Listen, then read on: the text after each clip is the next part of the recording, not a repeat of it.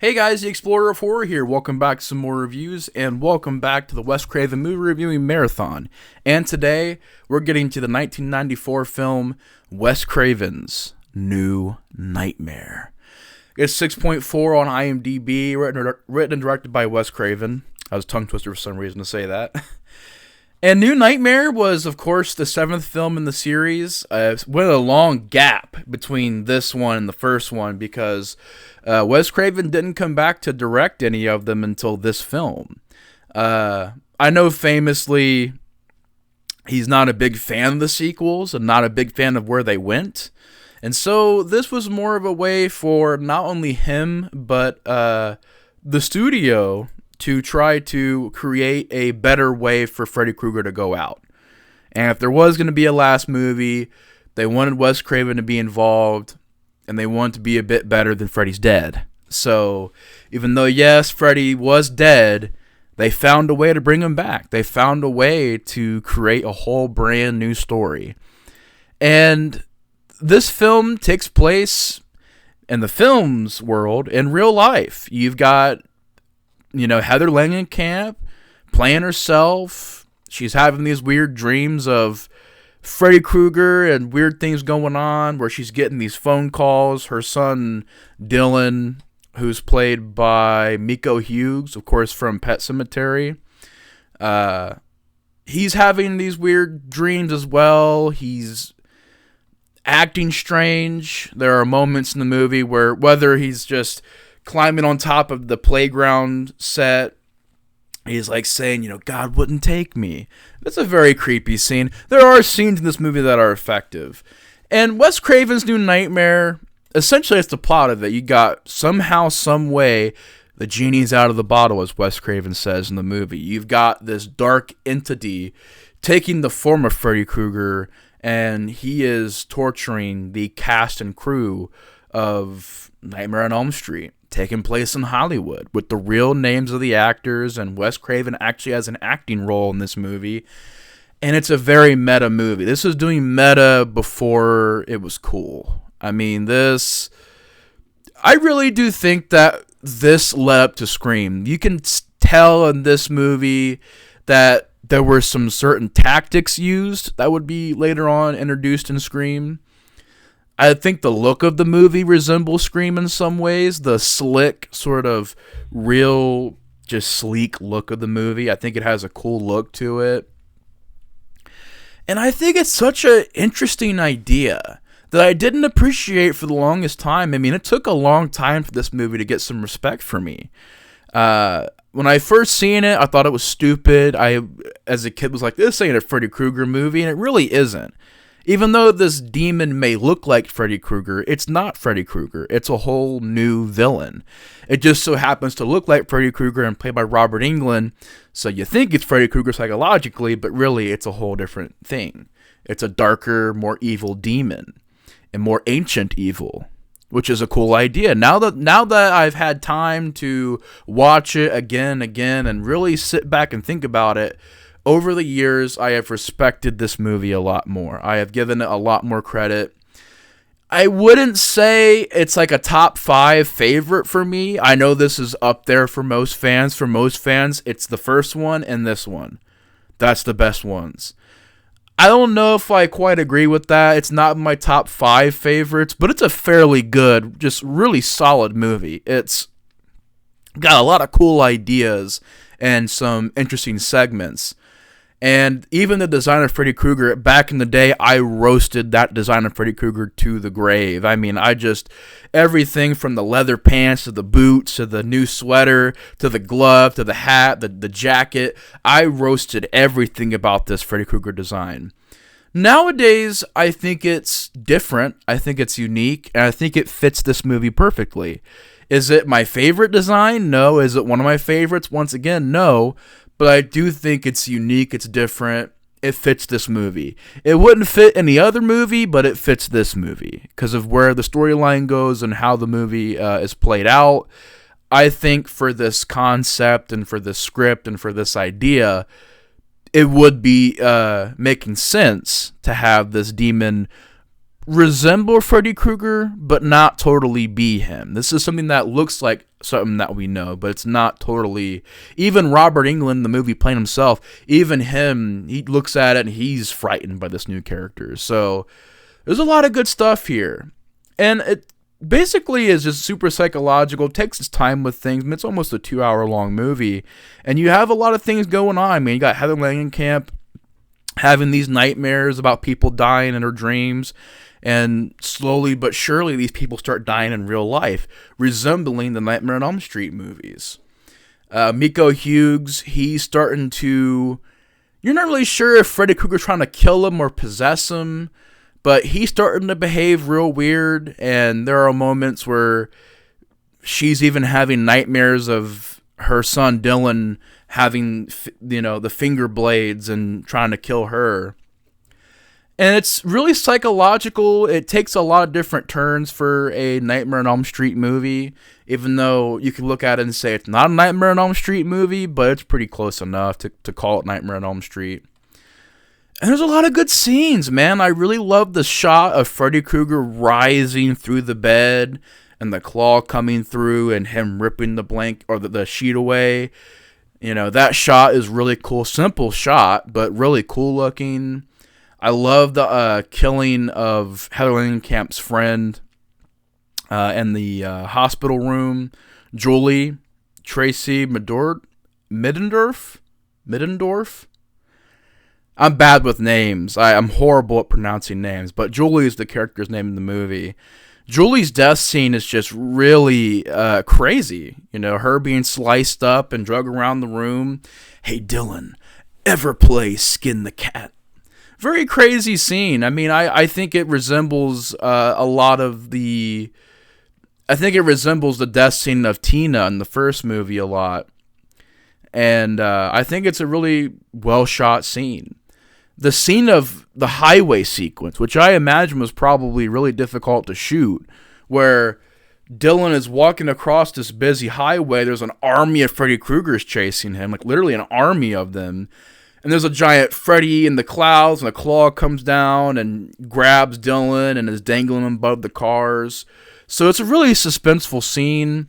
Heather Langenkamp trying to save Dylan, gets hit by a car in the process, but keeps going across the road. Her whole journey throughout this entire movie of her not wanting to be Nancy, not wanting to be the lead character. She denies it. She's like, I don't want to be this. I'm a normal person. I don't want to be this hero of the movie, And eventually she learns that, no, I've got to face this. Whatever this evil is, it knows that I'm Nancy, and I have to face this. I have to accept this role and go in there and save Dylan and face this demon.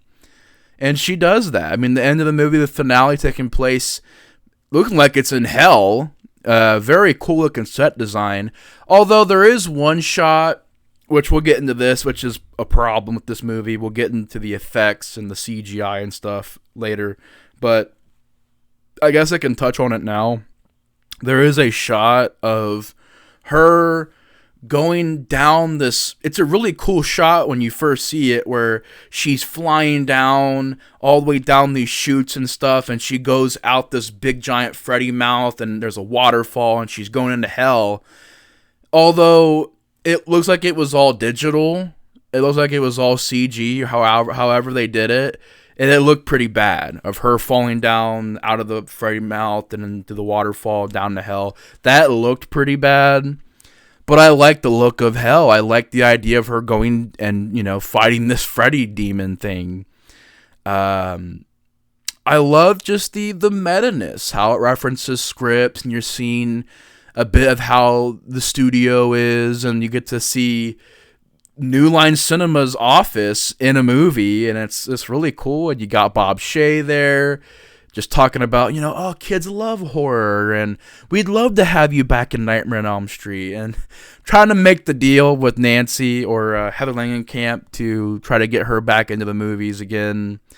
It's just such a cool idea. And I think even at the time, if you're a movie fan, it's neat and interesting to see all the behind the scenes stuff of her on the talk show, and will Freddy Krueger come back? Is he really dead? And she's like, yeah, he's dead. And Robert Englund comes out and the makeup is classic Freddy and is meeting the fans.